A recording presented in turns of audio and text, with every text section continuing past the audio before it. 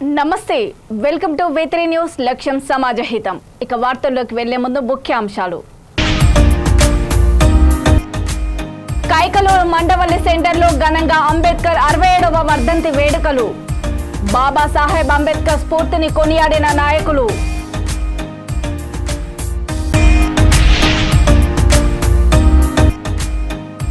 ప్రజాదరణ కలవారికే TDP ticket కట్టబెడుతుంది తిరిగి రాజకీయాల్లోకి వస్తున్నా అంటున్న పొద్దుటూరు మాజీ ఎమ్మెల్యే నంద్యాల వరదరాజులరెడ్డి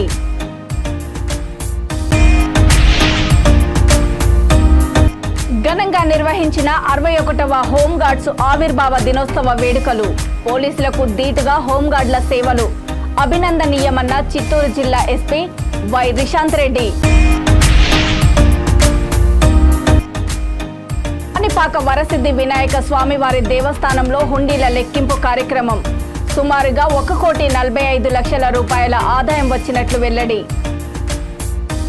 అంబేద్కర్ 67వ వర్ధంతిని కైకలూరు మండవల్లి సెంటర్లోని అంబేద్కర్ విగ్రహానికి పూలమాలలు వేసి ఘనంగా నిర్వహించారు. భారతదేశంలోని అన్ని సామాజిక వర్గాలకు రాజ్యాంగం ద్వారా సమన్వయం కల్పించిన మహోన్నతమైన వ్యక్తి బాబా సాహెబ్ అంబేద్కర్ అని doctor B R Ambedkar Mandavalli association గౌరవ అధ్యక్షుడు వైసీపీ నాయకుడు గుమ్మడి వెంకటేశ్వరరావు కొనియాడారు. అంబేద్కర్ 67వ వర్ధంతిని మండవల్లి సెంటర్లోని అంబేద్కర్ విగ్రహానికి పూలమాలలు వేసి నివాళులర్పించి ఘనంగా నిర్వహించారు. ప్రజాస్వామ్య పరిరక్షణ ఐక్యవేదిక జిల్లా convener LS Bhaskar Rao, OBC రాష్ట్ర నాయకుడు లావేటి వీర శివాజీ, కైకలూరు నియోజకవర్గం జై భీం పార్టీ అధ్యక్షుడు వట్టిప్రోలు ఈ కార్యక్రమంలో పాల్గొన్నారు.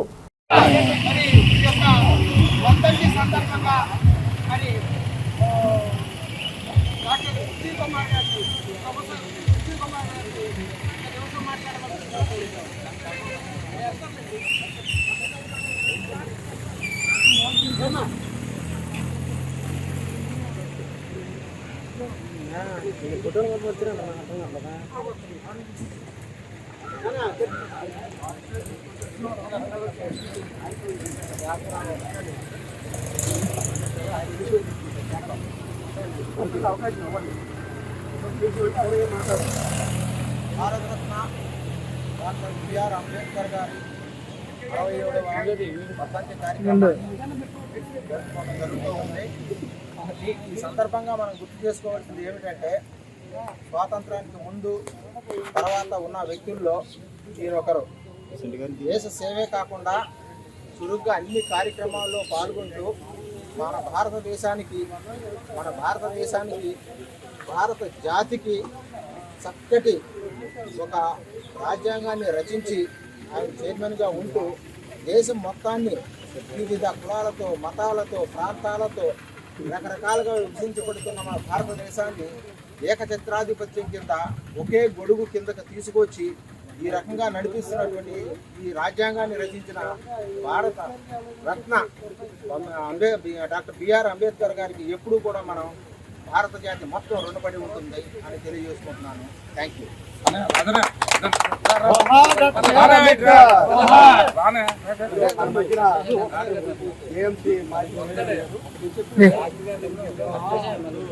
ప్రగతి బాగుంటుంది అని చెప్పేసి దళిత, బీసీ, బలహీన వర్గాలనేవి రాను రాను కులమే ఉండకూడదు, అందరూ సమానం అవ్వాలి అనే ఉద్దేశంతోనే రాజ్యాంగంలో రిజర్వేషన్ రాశారు. ఆ రిజర్వేషన్ ఎందుకు రాశారు?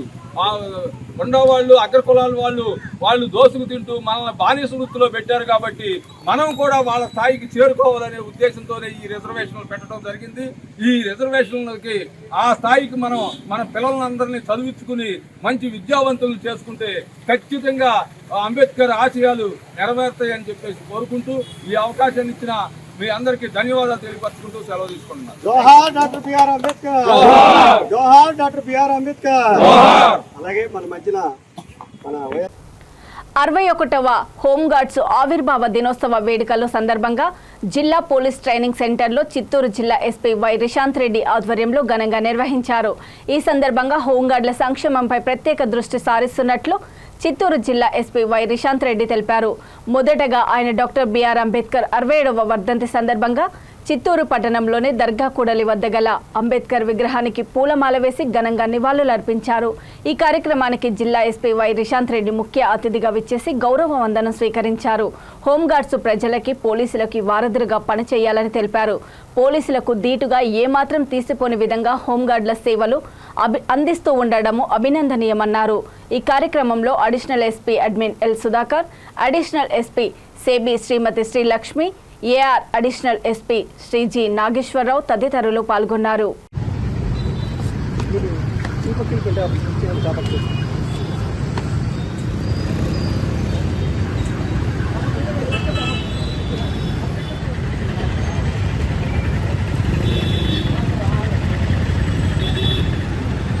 సార్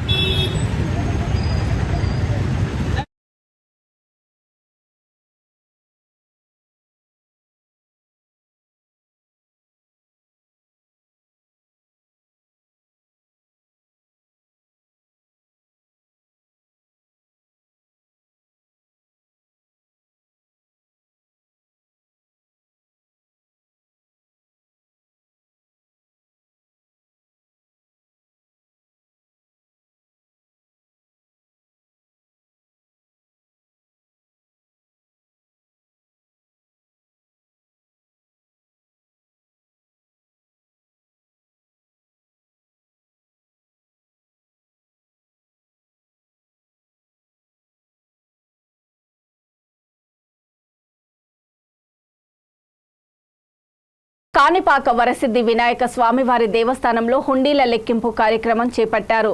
స్థానిక ఆస్థాన మండపంలో చేపట్టిన హుండీ లెక్కింపు కార్యక్రమం ద్వారా 22 రోజులకు గాను సుమారు 1,45,00,000 రూపాయల ఆదాయం వచ్చినట్లు చైర్మన్ మోహన్ రెడ్డి, ఈవో వెంకటేష్ తెలియజేశారు. స్థానిక విలేకరులతో వారు మాట్లాడుతూ హుండీ లెక్కింపు కార్యక్రమంలో భాగంగా బంగారం 30 గ్రాములు, వెండి 4 కిలోల 410 గ్రాములు వచ్చినట్లు తెలియజేశారు. ఈ హుండీలో లెక్కింపు కార్యక్రమంలో ఏఈఓలు ఎస్వి కృష్ణారెడ్డి, రవీంద్రబాబు, విద్యాసాగర్ రెడ్డి, ధనంజయ, పర్యవేక్షకులు కోదండపాణి, శ్రీధర్ బాబు, దేవస్థానం సిబ్బంది, సేవకులు, కాణిపాకం యూనియన్ బ్యాంకు సిబ్బంది తదితరులు పాల్గొన్నారు.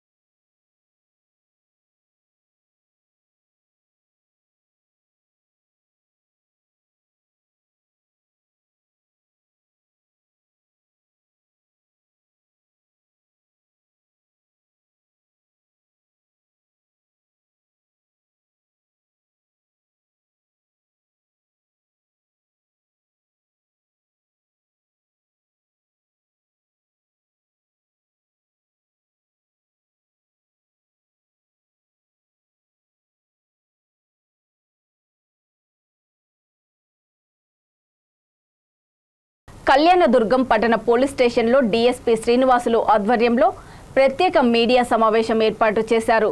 కళ్యాణదుర్గం నుండి పావుగడకు ప్రయాణిస్తున్న ఓ మహిళ నుంచి దౌర్జన్యంగా వస్తువులను లాక్కోవటంపై హిజ్రాలపై కేసు నమోదు చేశారు. దీనిపై డీఎస్పీ స్పందిస్తూ హిజ్రాలు ఎవరైనా బలవంతపు వసూళ్లు చేస్తూ ప్రజలను ఇబ్బంది పెట్టడం కానీ వ్యాపారస్తులకు ఇబ్బంది కలిగించి బలవంత వసూలు చేయకూడదని అన్నారు. హిజ్రాలు ఎవరైనా బలవంతపు వసూలు చేస్తే కఠిన చర్యలు తీసుకుంటామన్నారు.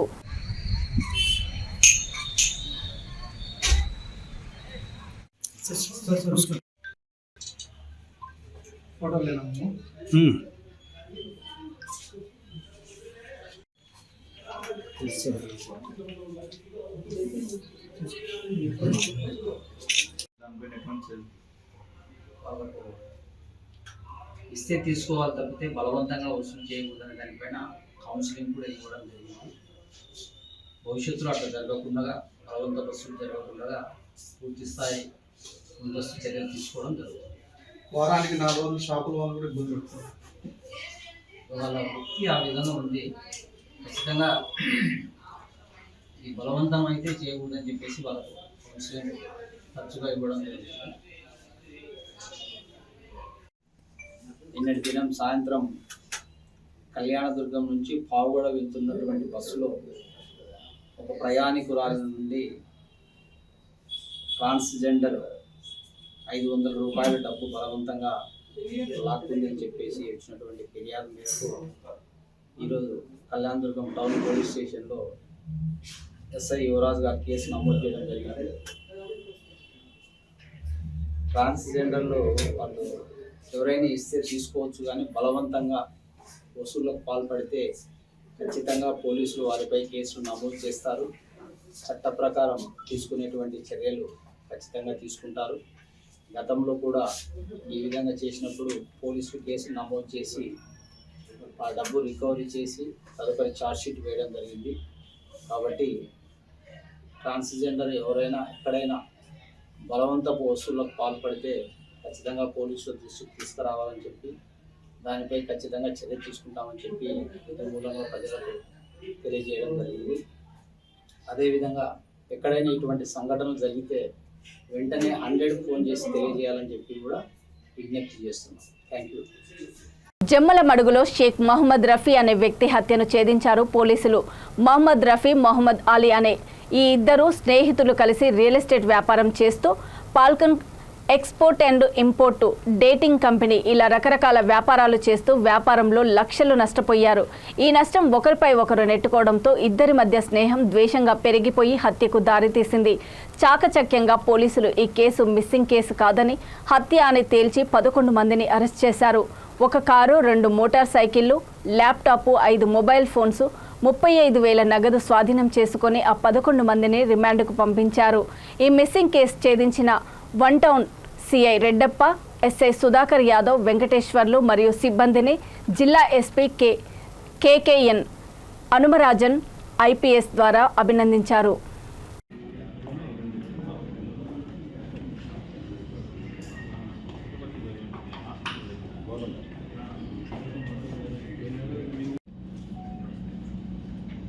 తేదీ ఈ డిసెంబర్ నెల 1వ తేదీ అనంతపురం 1 టౌన్కి ఒక కంప్లైంట్, మొహమ్మద్ అలీ అనే వ్యక్తి మిస్సింగ్ కంప్లైంట్ ఒకటి వస్తే అది నమోదు చేయడం జరిగింది 385/23.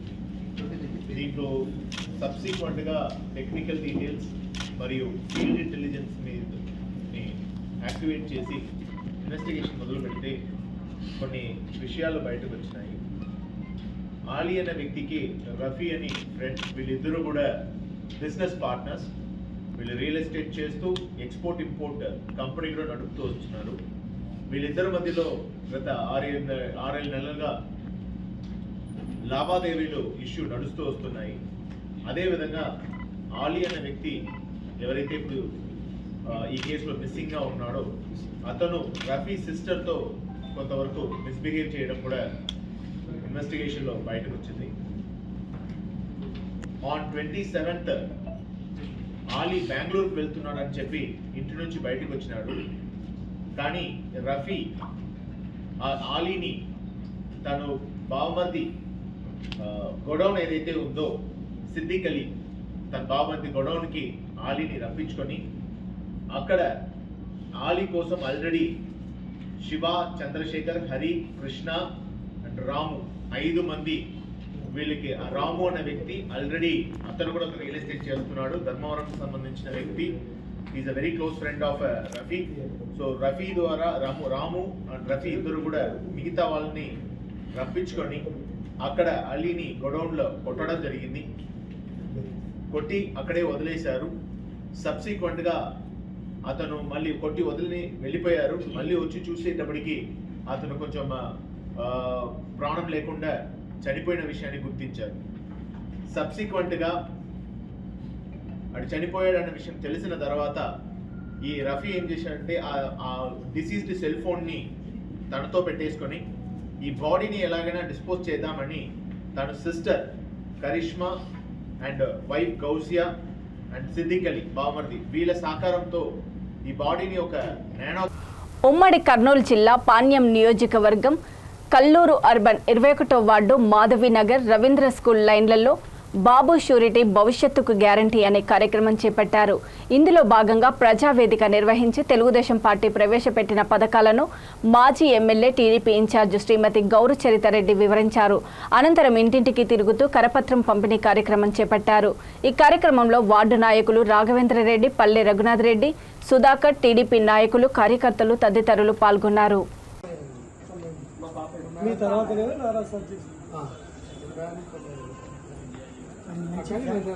మంచి ఫ్యాక్షన్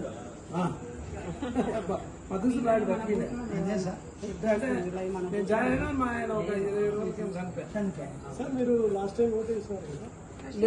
లేవు. ఇప్పుడు వచ్చి కొత్త మేము వచ్చి ఇప్పుడు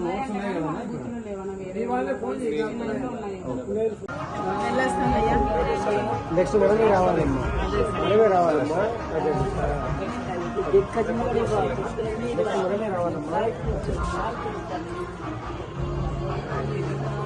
ఎందుకంటే స్కోప్ లేదు.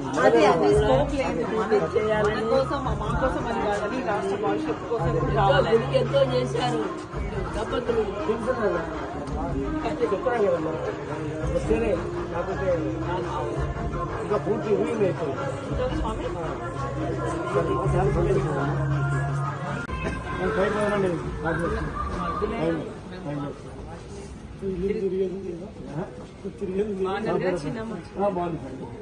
సపోర్ట్ చేయాలన్నా సార్ ఖచ్చితంగా. సపోర్ట్ చేసి ఇంకా ఎందుకు సపోర్ట్ చేయాలని నెక్స్ట్ మనమే రావాలమ్మా. మనమే రావాలమ్మా.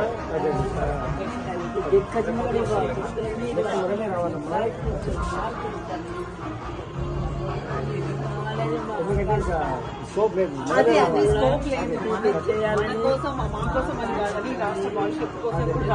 ఎంతో చేశారు. చెప్పాను కదమ్మా, వస్తేనే కాకపోతే ఇంకా పూర్తి ఊయింది అయిపోయింది. డాక్టర్ బిఆర్ అంబేద్కర్ 67వ వర్ధంతి సందర్భంగా ఆయన విగ్రహానికి పూలమాలలు వేసి నివాళులర్పించారు జమ్మలమడుగు తెలుగుదేశం పార్టీ ఇన్ఛార్జ్ చదిపిరాల భూపేష్ సుబ్బరామిరెడ్డి. ఈ సందర్భంగా భూపేష్ రెడ్డి మాట్లాడుతూ సామాజిక అసమానతల నిర్మూలనకు జీవితాంతం పోరాటం చేసి అన్ని వర్గాలకు సమన్యాయం జరగాలన్న దార్శనికతతో రాజ్యాంగాన్ని రూపొందించిన డాక్టర్ బిఆర్ అంబేద్కర్ జీవితము సదా ఆచరణీయమన్నారు. ఈ కార్యక్రమంలో రాష్ట్ర కార్యదర్శి రమణారెడ్డి, తెలుగుదేశం పార్టీ నాయకులు, కార్యకర్తలు పాల్గొన్నారు.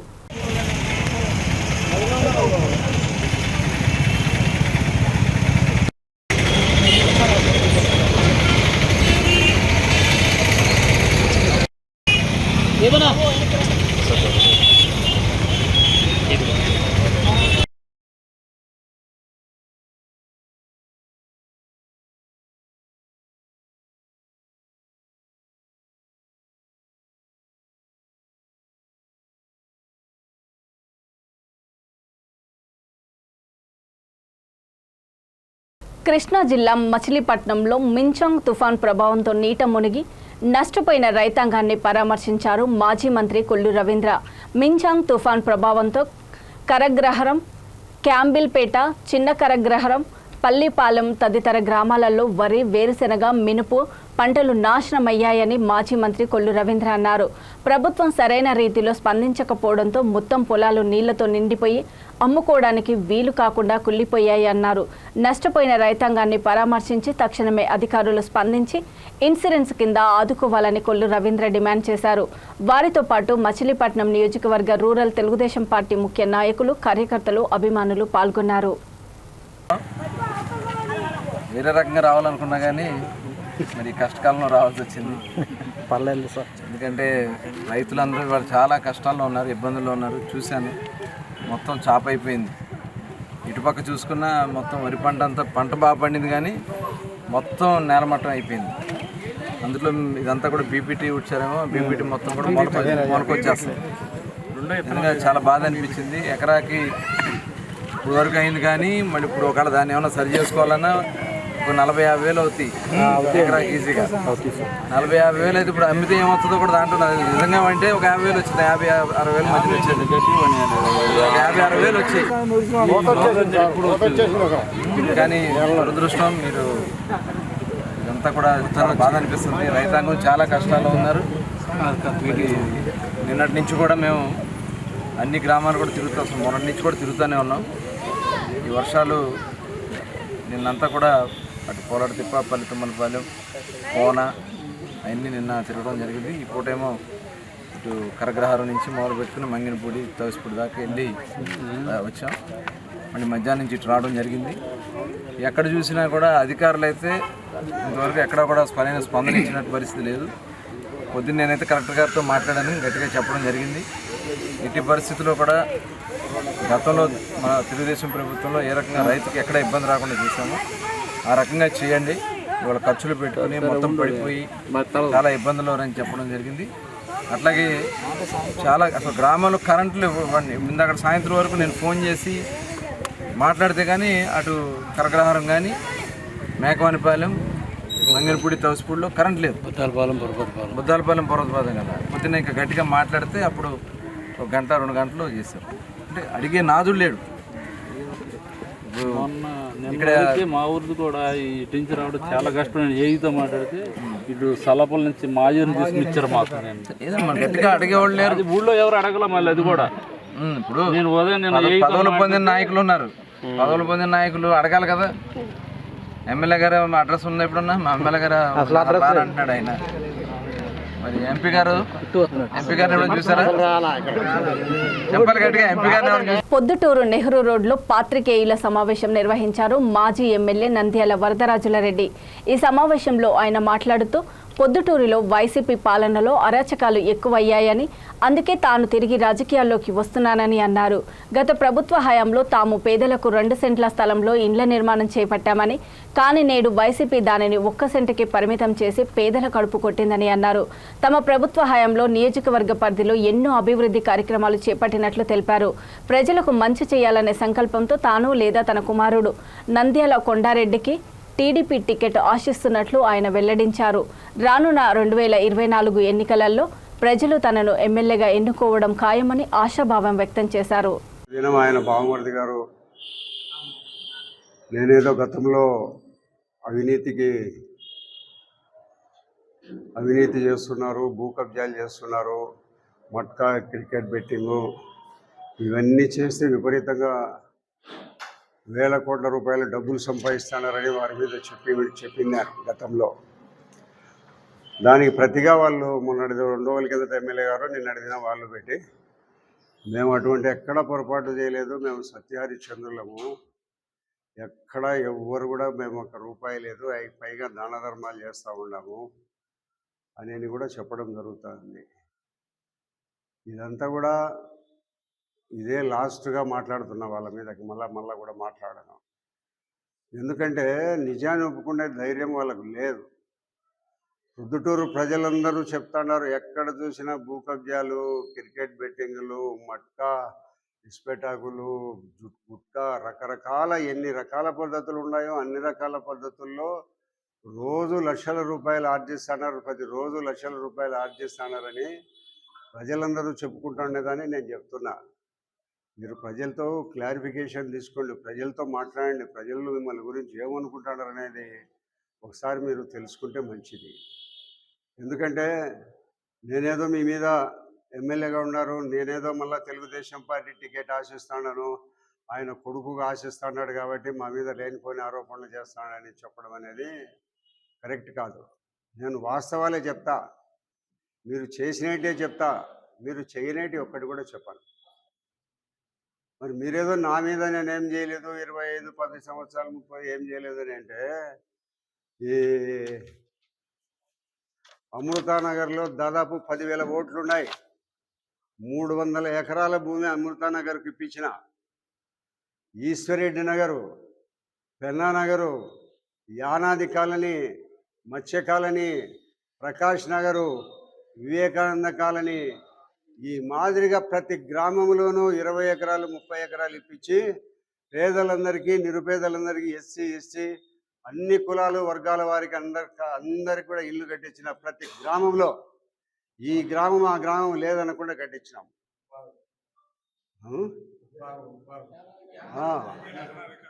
ఈ మాదిరిగా ప్రతి గ్రామంలోనూ ఇళ్ల స్థలాల కోసం స్థలాలు ఇప్పించిన.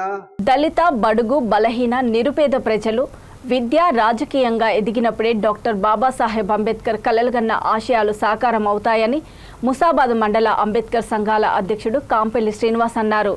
రాజన్న సిరిసిల్ల జిల్లాలో రాజ్యాంగ నిర్మాత అంబేద్కర్ వర్ధంతి వేడుకలను అన్ని వర్గాల ప్రజలు ఘనంగా జరుపుకున్నారు. పట్టణ కేంద్రంలో అంబేద్కర్ సంఘాల మండల అధ్యక్షుడు కాంపెల్లి శ్రీనివాస్ ఆధ్వర్యంలో అంబేద్కర్ విగ్రహం వద్ద బాబాసాహెబ్ వర్ధంతి వేడుకలు అట్టహాసంగా నిర్వహించారు.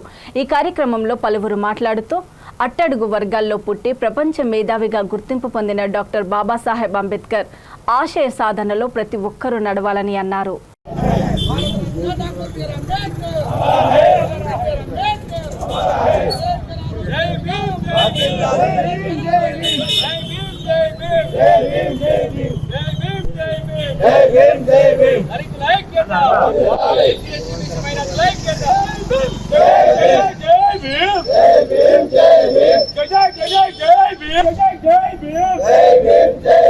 అంబేద్కర్ ఆలోచన విధానం, అంబేద్కర్ ఆలోచన దళితుల ఐక్యత, దళితుల ఐక్యత.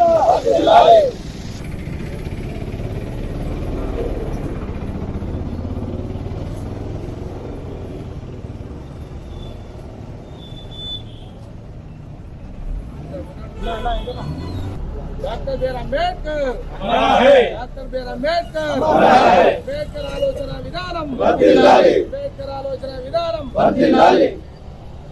జై భీమ్.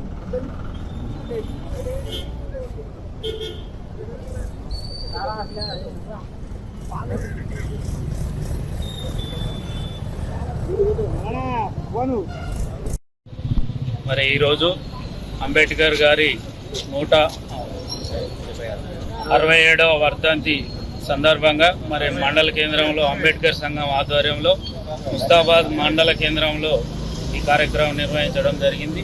అంబేద్కర్ వర్ధంతి ఘనంగా నివాళులు అర్పించి చేయడం జరిగింది.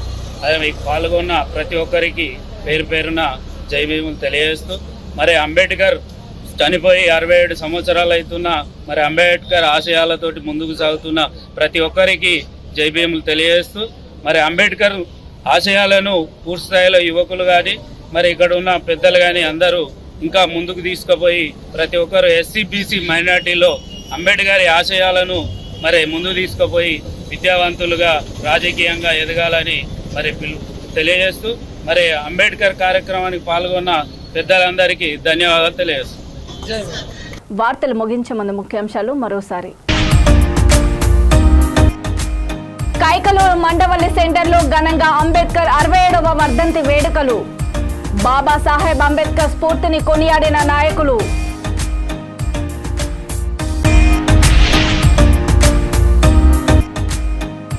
ప్రజాదరణ కలవారికే టీడీపీ టికెట్ కట్టబెడుతుంది. తిరిగి రాజకీయాల్లోకి వస్తున్నా అంటున్న పొద్దుటూరు మాజీ ఎమ్మెల్యే నంద్యాల వరదరాజులరెడ్డి.